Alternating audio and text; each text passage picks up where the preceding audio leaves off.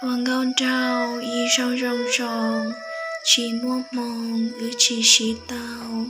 lon xóm bao thiết chỉ so thì, chê yêu vì đền tờ chỉ trao,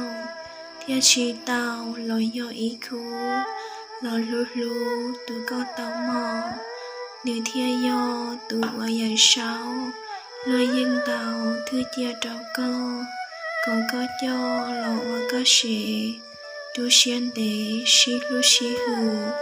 cho hay trừ tê lung trả xía, thiết chỉ khía ý lăng ý khó, nu yên cho nê ua ý khu,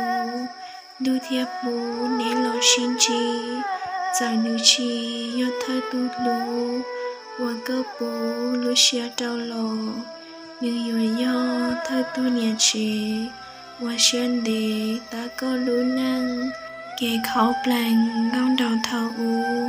chia mua tu cho nó để chọn, kẻ lúa rong nhà ta thâu lò, số muôn bông phao trong đuốc lờ, cầu ua trò trong đuốc xía, tao tu chia e chi sát lu, mê lăng nụ xa dùa kẻ lầu, có xin gạo thiết lúa câu mò, mong chi cho ư chi xí tao. Lo yo sau cú lú mê xia,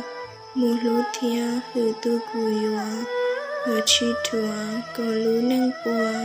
trên lú chùa cho ư xin chi,